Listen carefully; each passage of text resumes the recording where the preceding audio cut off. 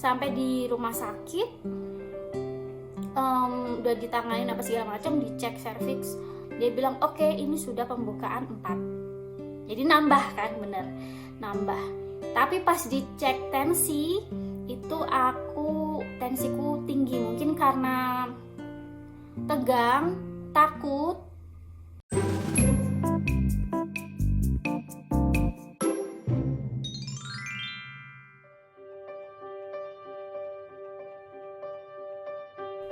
Dari situ mungkin tensinya naik, terus mereka bilang oke, kamu harus kita stay di hospital, stay di rumah sakit, dan mungkin harus diinduksi karena kita khawatir kamu ada apa sih namanya itu, aku lupa namanya, nanti aku insert di sini ya namanya. Jadi itu mereka agak-agak concern gitu, takut kenapa-napa, apalagi udah 38 plus mau 39 minggu.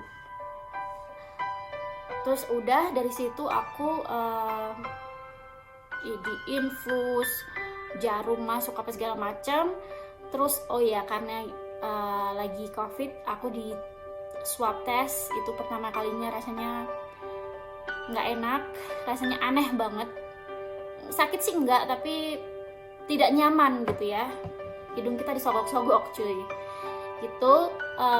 Hasilnya negatif. Terus aku masuk ke ruangan, dokter masuk, suster masuk, terus akhirnya dokter bilang kita harus induksi karena pembukaannya nggak naik-naik, udah beberapa jam. Diinduksi pakai balon.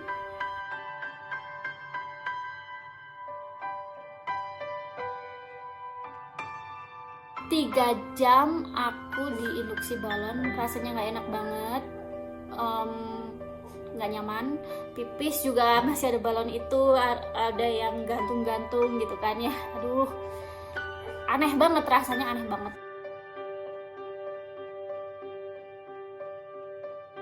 Terus diinduksi 3 jam atau berapa, pokoknya lebih lah. Terus dokter masuk. Nah, karena induksi beberapa jam itu nggak naik-naik ternyata pembukaannya. Terus dokter bilang kita induksi pakai cara lain gitu. Nah, sebelum cara lain itu, aku lupa cara lainnya apa, kayaknya dari obat-obatan gitu ya. Sebelum cara lain itu datang, ternyata aku udah pembukaan, dicek cervix dulu kan. Pembukaan udah 5. Pembukaannya udah 5, jadi naik 1 gitu ya, dari 4 ke 5.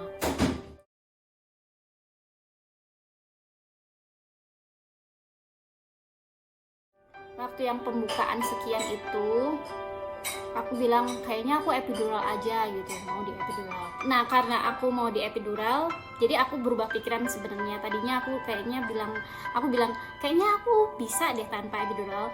Ternyata pas pembukaan, pokoknya pas diinduksi balon itu, aku ngerasa kayak ini sakit banget gitu. Aku kayaknya nggak bisa merasakan sakit lebih dari ini gitu, mengingat itu baru pembukaan 4 dan aku kayaknya aduh, rasanya aku aja sampai yang gemeteran, sesakit itu.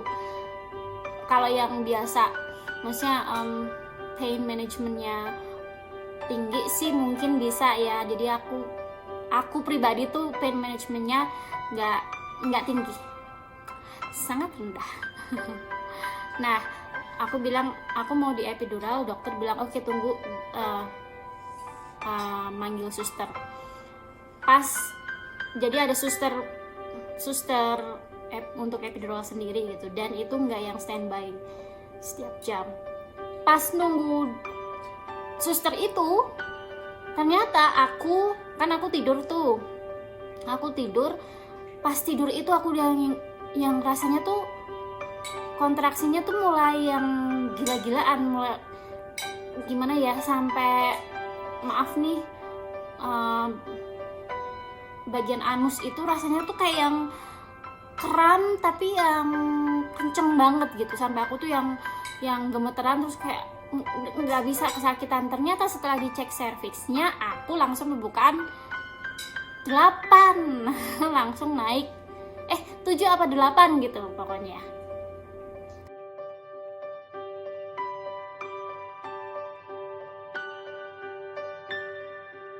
lumayan naik cepet gitu kan. Terus dokter semuanya panik apa segala macam. Untungnya suster yang untuk epidural udah datang.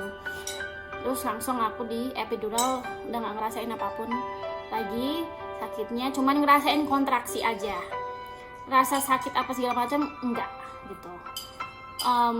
Tunggu beberapa jam, aku lupa itu jam berapa, tapi pastinya jam 6:30 pagi itu dokter udah datang ke ruangan terus bilang kita mau cek serviksnya dan lain-lain. Ternyata aku sudah pembukaan 10 sudah komplit. Terus mereka bilang oh ini mah udah siap gitu, karena mungkin karena jadi bagian epidural itu untuk mati rasa dari perut ke bawah gitu, tapi tetap ngerasain kontraksi, cuman nggak ada rasa apa-apa. Jadi kaki itu nggak bisa gerak sama sekali, harus dibantu sama suster gitu. Karena itu mati rasa, jadi nggak ada rasa keinginan untuk ngeden gitu ya.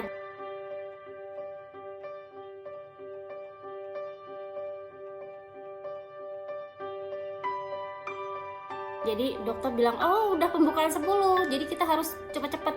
Jadi semuanya cepet-cepet tuh, sampai suamiku bilang pas dia di luar ngambil apa gitu tuh, suster tuh sampai yang lari-lari, yang pokoknya yang sepanik itu gitu ya, karena mungkin tidak expect secepat itu untuk langsung pembukaan dari 7 atau 8 langsung ke 10 gitu. Nggak ada hitungan, pokoknya dalam kurun waktu sejam kayaknya deh, aku juga lupa. Tapi pokoknya secepat itu dan sepanik itu mereka. Buru-buru langsung siapin meja untuk bayi dan lain-lain. Mulai tuh dari 6:30, mulai 6:30 atau jam 7 gitu, mulai untuk kita push latihan dulu. Aku ngerasain, jadi mereka bilang kalau kamu ngerasain kontraksi kita push, dan ada juga monitor kan, jadi monitor tuh tahu ada kurvanya gitu, pas naik pas kontraksi ada kurvanya naik gitu ya, jadi mereka tahu oh, oke kamu kontraksi. Aku juga bisa ngerasain sebenarnya sih, cuman ya gitu, kontraksi push. Itu yang namanya push, itu yang namanya ngeden itu ya, amazing. Karena kita nggak bisa ngerasain apapun di bawah sana. Yang pokoknya mereka bilang jadi gini, kayak balon ditiup, nggak ada, jadi kayak semuanya tuh rasanya tuh mukaku, mataku, atau terlebih lagi tuh kayak mau keluar, mau loncat gitu. Itu disuruh push dan 3 jam di 3 jam push. Aku udah yang kayak aku udah nggak kuat lagi, aku udah bilang gitu kan, aku udah nggak kuat lagi, tenaganya udah habis. Karena sebelumnya pas yang kontraksi yang sebelum epidural itu aku juga udah yang kehabisan energi juga karena saking sakitnya. Aku yang bilang aku sampai yang kayaknya 3 jam itu, selama itu tuh aku nggak kuat, aku kehabisan tenaga, udah nggak bisa push lagi. Dalam hati tuh bilang sama babynya, ayo dek cepet keluar. Karena 3 jam itu tuh kepala belum keluar, belum yang udah nampak tapi nggak bisa, gimana sih, belum keluar yang keluar dari vagina gitu kan. Jadi kayak aku tuh bilang sama diri sendiri, sama bayiku di dalam, ayo dek keluar biar cepet gitu kan, karena udah 3 jam.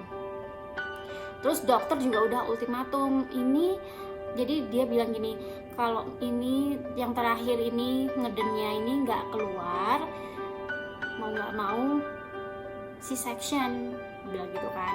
Jadi kita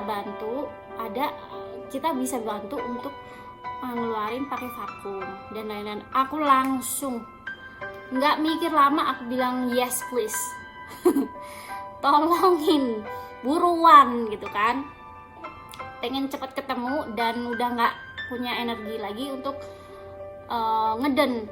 dan itu kata dokter terakhir. Nah terakhir itu udah dia pakai vakum, keluarlah bayi itu. Dan aku pas merem karena aku masih yang ngeden gitu kan, terus udah yang kayak aku tuh udah rasanya kayak kunang-kunang, mataku udah yang mau keluar gitu, rasanya tuh kayak pegel banget, semuanya pegel deh.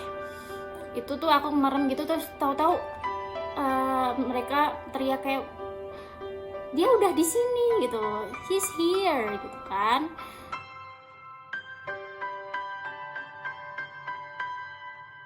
Taruh di perutku, terus dibersihin sebentar, naik ke dadaku, terus aku tuh masih yang merem, terus langsung lihat tuh kayak serius lu ada gitu. Ngerti ya maksudnya sebelumnya tuh aku kayak ya udah aku hamil gitu, tapi yang kayak gimana tuh, aku tipe orang yang kalau gimana sih nggak bisa yang bayangin bayiku tuh kayak gini gitu kan.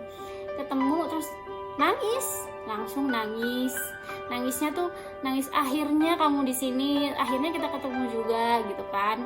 Terus suamiku juga yang dia bilangnya nggak nangis, tapi aku lihat berkaca-kaca. dia bagian yang merekam. Udah bayi dibersihin apa segala macem, udah deh bayi nangis. Terus inisiasi menyusui dini cepet banget, pinter banget, ngenyotnya cepat, bagus gitu kan, kencang juga. Terus dicek semuanya, vitalnya, jari tangan, kaki gitu kan. Terus ada disuntik juga, terus mata dikasih oil gitu biar nggak ngerti apa aja ya itu. Dan inilah si baby Eloy Naga Crisp. Eloy itu artinya yang terpilih, dan naga itu naga dari bahasa Indonesia. Karakteristik naga itu powerful, bijaksana, beruntung. Terus Crisp itu ya nama belakang suamiku, nama keluarga gitu. Jadi artinya adalah anak yang terpilih, yang punya sifat bijaksana, baik, itu dari keluarga Crisp.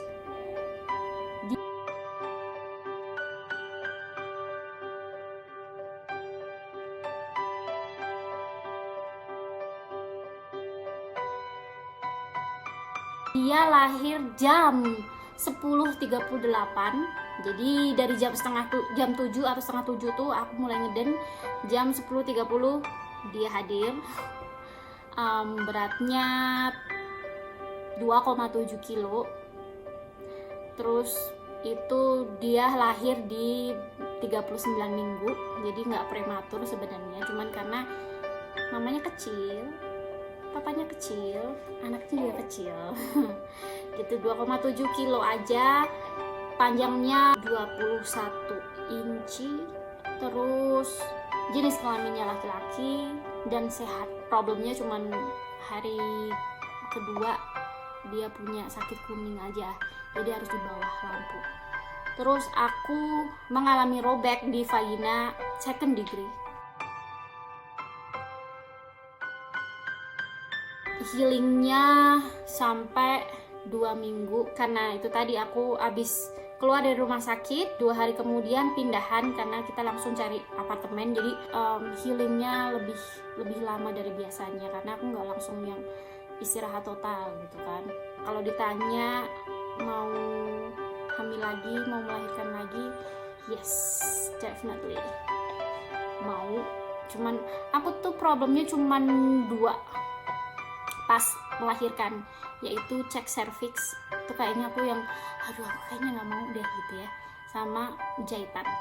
Itu aja sih. Selebihnya tuh aku masih bisa toleransi. Sakitnya, kontraksi, no problem. Gitu. Kasih ibu kepada peta tak terhingga sepanjang masa, hanya memberi tak harap kembali, bagai sang surya menyinari dunia. Demikian cerita kehamilan dan persalinanku di tengah pandemi dan drama ini. Makasih ya yang udah dengerin ocehanku. Maaf kalau ada kata-kata yang belibet. Aku berusaha untuk nggak campur-campur bahasa Inggris bahasa Indonesia. Makasih udah dengerin.